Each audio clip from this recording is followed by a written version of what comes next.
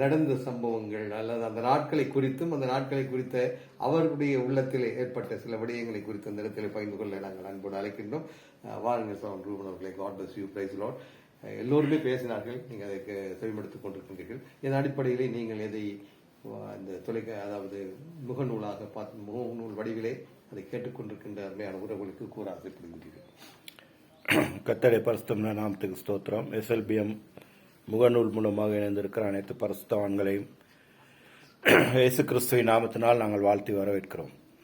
எனக்கு முன்பாக பேசிய அருமையான சகோதரன் ஜெபனேசர், சகோதரன் ஜஸ்டின், சகோதரன் தேவசாயம் அந்த காரியங்களை குறித்து தெளிவாக அங்கே விவரமாக அதை பேசினார்கள்.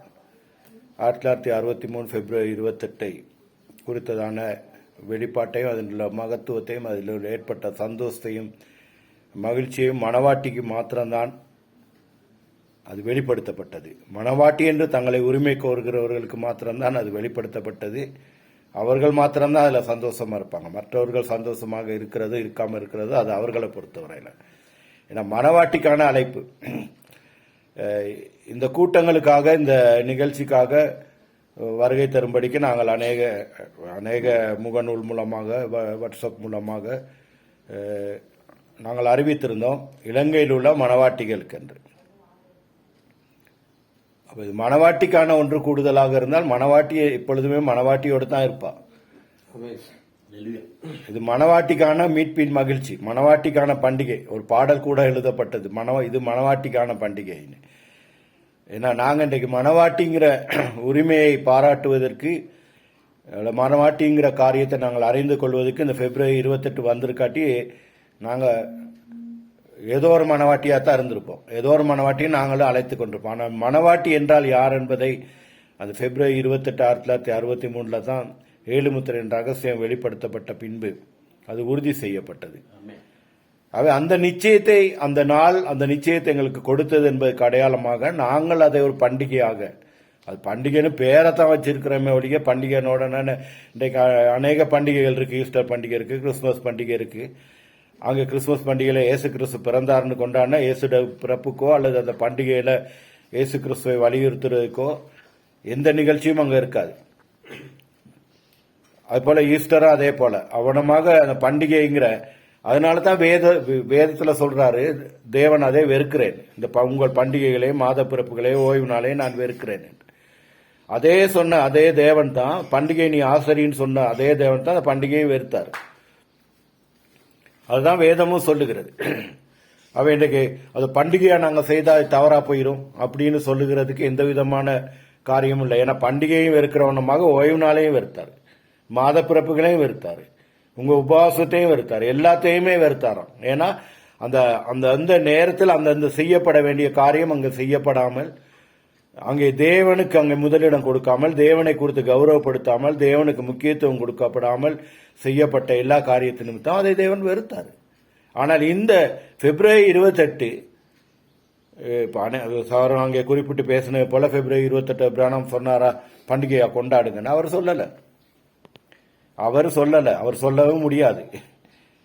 ஏன்னா அவர் ஒரு இடத்துல சொல்றாரு, இதை குறித்து இந்த மனுஷகுமாரன ஊழியத்தை குறித்து நான் பேசுவேன் என்றால், நான் அதை பேசாது இருப்பேன் என்றால் நான் அதிலிருந்து வேறுபட்டவனாக இருப்பேன்.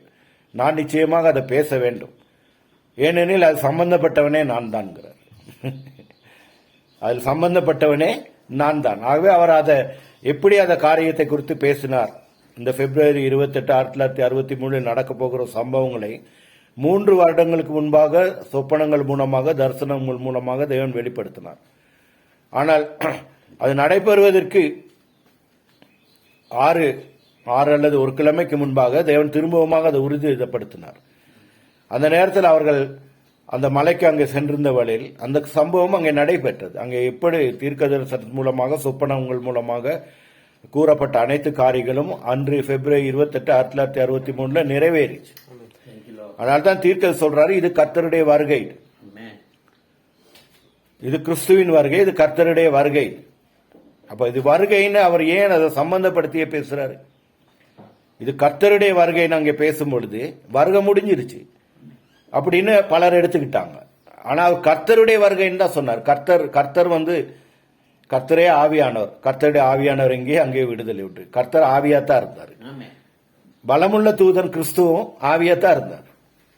இந்த ரெண்டு பேரும் இறங்குறதுக்கு ஒரு இடம் தேவையா இருந்துச்சு. அதுதான் பிரணாமிட சரீரம். அவன் அந்த சரீரத்தில் அவர் தான் கர்த்தரும் கிறிஸ்துவும் தன்னை பரிபூர்ணமாக அந்த சரீரத்திலிருந்து தன்னை வெளிப்படுத்தி தன்னுடைய முழு மீட்பின் திட்டம் ஆதியாமத்திலிருந்து உலகத்தோற்றம் முதல் மறைவார்ந்த அனைத்து மீட்பின் திட்டத்தையும் வெளிப்படுத்துவதற்காக அவர் இறங்கி வந்த விசேஷமான நாள். அப்ப இது எங்களுக்கு விசேஷமான நாள்.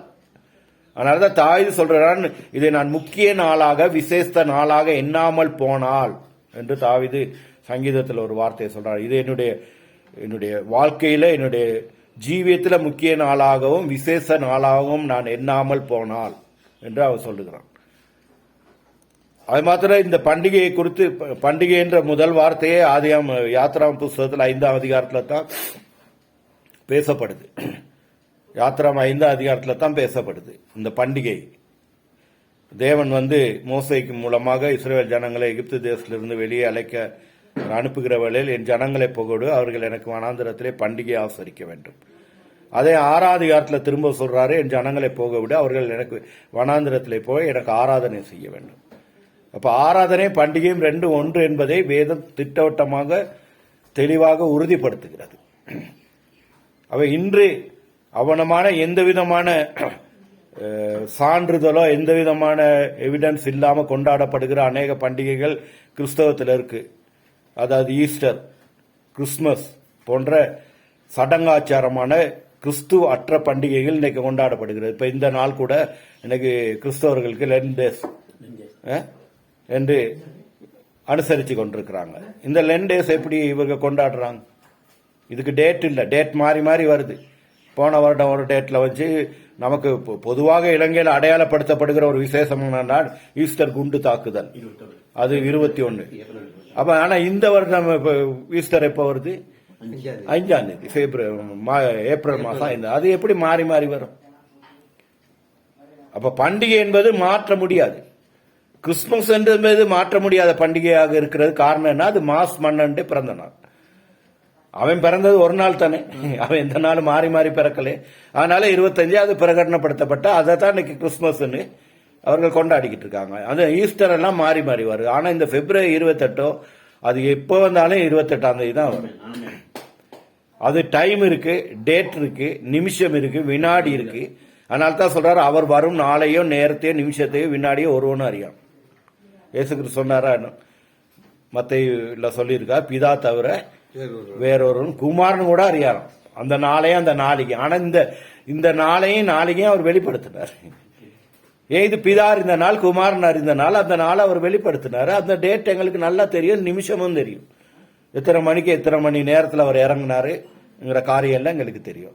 அவை எங்களுக்கு இதை குறிச்சே தானே எந்த விதமான சந்தேகமும் இல்லை. நாங்க இதை பண்டிகையா நாங்க பிரகடனப்படுத்தி இதை நாங்க கொண்டாடுறோம். இந்த பண்டிகையில நாங்க கொண்டாடுற வேளையில நீங்க பார்க்கலாம், அங்க இயேசு கிறிஸ்துவை விட்டுட்டு தேவனை விட்டுட்டு அல்லது எங்களோட உலக பிரகாரமான களியாட்டம் ஆட்டம் பாட்டத்தில் இருக்கிறது தான் தவறான ஒரு காரியம். ஆனா அங்க தொடக்கம் முதல் முடிவு வரையும் அவருடைய நாமமும் அவருடைய நாமத்தின் மகத்துவம் வெளிப்படுத்தப்பட்டு அதை உயர்த்தப்பட்டு அதை உயர்த்தி தான் அங்கே சிறு குழந்தைகள் முதல் அங்கே செயல்பட்டதை நாங்கள் காணக்கூடியதா இருக்கு. அவை அந்த பண்டிகையில் இப்போ சொல்லப்பட்டவனமாக பண்டிகை என்பது சந்தோஷம். சந்தோஷத்தில் பல தவறுகள் ஏற்படும், அது நிச்சயமா நாங்கள் அறிந்திருக்கிறோம். சந்தோஷம் மீதியினால ஒருத்தங்க துள்ளி குதிப்பான், ஒருவன் கை தட்டுவான், விசில் அடிப்பான். அதுல நாங்க வரையறு போட இயலாது. கை தட்டக்கூடாது, விசில் அடிக்க கூடாது, துள்ளி குதிக்க கூடாதுன்னு எல்லாம் சொல்ல முடியாது. ஏன்னா அது சந்தோஷம். அப்ப சந்தோஷத்துல எதை வேணாலும் செய்வாங்க, துள்ளி குதிப்பாங்க, ஆடுவாங்க, எல்லாமே செய்வாங்க. இப்ப தாவீது உடன்படிக்கை பெட்டி யாரு? கர்த்தராகிய இயேசு கிறிஸ்து தேவன். அந்த பெட்டி தேவன்கிறது அவன் விசுவாசம். அந்த பெட்டி வந்தா தான் ஆசீர்வாதம். அந்த பெட்டி எங்கெங்க இருந்துச்சு அங்கெல்லாம் ஆசீர்வதிக்கப்பட்டுச்சு. தாகவண்ட கோயில கொண்டு வச்சாங்க, தாகவன் தலைக்குப்புற விழுந்துட்டான். இன்னொரு வீட்டில் கொண்டு போய் வச்சாங்க, அந்த வீட்டை கர்த்தர் ஆசீர்வதிச்சாரு. அப்ப அதுல அங்கே தேவனுடைய காரியம் கரம் இருக்கிறத அவன் கட்டுதான். அவன் அதை கொண்டு வருவதற்கு அவன் செய்ய வேண்டும், அதை அதாவது எப்படி கொண்டு வரப்பட வேண்டுமோ அந்த முறைமையை மீறி அவன் செய்தான். ஆனாலும் அவன் அதுல கைவிடல, திரும்பவும் அதை எப்படியா கொண்டு வர வேண்டும் என்று அதை லேவியர் மூலமாக சுமந்து அங்கே கொண்டு வருகிற வேளையில் அவனுக்கு ஏற்பட்ட சந்தோஷம் மகிழ்ச்சி அதை யாருக்குமே சொல்ல முடியாது. அவன் ஒரு ராஜாங்கிறதை மறந்து அவன் என்ன செய்தான், தன்னுடைய வஸ்திரத்தெல்லாம் கழட்டி வீசி போட்டு அவன் நடனம் ஆடின தொடங்கினான். ஆனா அதை குற்றப்படுத்த அங்க மேல் மாடியில ஒருத்தி இருந்தான். உடன்படிக்கை பெட்டி எங்க இருந்துச்சு? கீழே. இவன் மேல இருந்தான். அவன் மேல இருந்து தாவீதை பார்த்து குற்றப்படுத்தினான். தேவனோட கற்பத்தை அடைச்சிட்டார். ஏன் அப்படின்னா தேவன் அதை செஞ்சிருக்க கூடாது. நீ என்ன ஒரு ராஜா அவுத்து போட்டு ஆடுற ரோட்ல எல்லா பொம்பளைகளுக்கு முன்னுக்கு ஒரு அழகான ஒரு காரியமா அப்படின்னு அவர் கண்டிச்சிருக்கலாம். ஆனா அவன் செய்த காரியத்தை கர்த்தர் அங்கீகரிச்சார். ஏன்னா அது உடன்படிக்கை பெட்டி. அப்ப அவனமாக இந்த கடைசி நாட்கள்ல இந்த உடன்படிக்கை பெட்டி எங்க மத்தியில மீண்டுமாக அவர் நீங்க வெளிப்படுத்த விசேஷத்துல நீங்க பார்க்கும் பொழுது அவர் பலமுள்ள தூதனா வந்தார், உடன்படிக்கை தூதனா வந்தார், மீட்பராக வந்தார், ரட்சகரா வந்தார், எல்லாமாக அவர் அங்கே வந்துட்டார். அப்ப அவர் வெளிப்படுத்தின உச்சகட்டமே அங்கத்தான் இருந்துச்சு. அப்படி இருக்கிற நேரத்தில் நாங்க அதை கொண்டாட்டமாகவோ மகிழ்ச்சியாக ஒரு நாளாக எண்ணாம போனோம்னா எங்களுக்கு இந்த செய்திக்கு சம்பந்தம் இல்லை. அவைதான் நாங்கள் ஒரு மாதத்துக்கு முன்பாக இருந்து இலங்கையில் உள்ள மனவாட்டிகளே வாங்க வாங்கன்னு நாங்கள் அழைச்சோம். ஒவ்வொரு நாளும் போடுவோம். ஆனா எந்த ஒரு மனவாட்டி செவி கொடுத்ததா தெரியல. மனவாட்டி என்பவர்னா நிச்சயமா செவி கொடுத்திருப்பாங்க. ஆனா இப்ப கூட எங்களுக்கு இப்ப ஒரு அழைப்பு ஒன்று இருக்கு. மனவாட்டிகளே, இலங்கையில் உள்ள மனவாட்டிகளில் ஒன்று கூடுக என்று ஒரு அறிவிப்பு வந்திருக்கு. மிகவும் மனவர்த்தமான ஒரு காரியம். ஏன்னா இன்றைய தினத்துல நிச்சயமாக நாங்கள் முடிவெடுத்திருந்தோம், இப்படியான எந்த ஒரு கூட்டம் மனவாட்டி என்ற ஒரு வார்த்தை பேசப்பட்டா நாங்கள் அந்த இடத்துல இருப்போம். ஏனென்றால் நாங்கள் மனவாட்டி என்பதை பிரதிநிதித்துவப்படுத்துவதற்காக நாங்கள் நிச்சயமாக அங்கே இருப்போம். ஏன்னா நாங்கள் மனவாட்டி நாங்கள் பிரதிநிதிப்படுத்த நாங்க ஏன் பயப்பட, ஏன் வெக்கப்பட? நாங்க அந்த இடத்துல நாங்க எங்களை பிரதிநிதித்துவப்படுத்துவதற்கு நாங்க நிச்சயமாக அந்த இடத்துல இருப்போம் என்ற ஒரு காரியத்தோடு இருக்கிற வேளையில, ஆனா அது அந்த அழைப்பு வந்தது மே மாதம் 1ஆம் தேதி, 2ஆம் தேதி, 3ஆம் தேதி. மிகவும் ஒரு வருத்தத்துக்குரிய காரியம். மே மாதம் வருத்தத்துக்குரிய காரியம் என்று சொல்லல. அதாவது மே மாதம் 1ஆம் தேதி என்னுடைய மகளுடைய திருமணம். 2, 3 அவனுடைய ஹோம் கமிங் அப்படியான காரியங்கள் இருக்கனால நிச்சயமாக இந்த கூட்டத்தில் எங்களால் கலந்து கொள்ள முடியாது என்பதை நாங்கள் இந்த வீடியோ மூலமாக நான் பதிவு செய்கிறேன். காரணம், நாங்கள் நிச்சயமாக அந்த இடத்துல இருந்திருப்போம். ஆனால் தவிர்க்க முடியாத காரணமாக இருக்கிறபடியினால் அந்த அழைப்பை எங்களால் ஏற்றுக்கொள்ள முடியாது. ஏன்னா அந்த அழைப்பில் போட்டிருக்கு மனவாட்டி என்று. நீங்களும் நானும் இங்கே இருக்கிற எல்லாரும் மனவாட்டின்னு உரிமை காராட்டினா அது வேற மனவாட்டி, இது வேற. மனவாட்டிங்கிறது ஒன்று தான். அது யார் அழைக்கிறாங்கிறத மனவாட்டியை தானே அழைக்கிறாங்க. நீங்க மனவாட்டியா இருந்தா நீங்க போங்க, நீங்க பிரதிநிதித்துவப்படுத்துங்க. அங்க போயிட்டு நீங்க பிரசங்கிக்கணுமோ இல்ல, அங்க உள்ள மனவாட்டி எப்படி இருக்கிறான்னு நீங்க பார்க்க போறீங்க.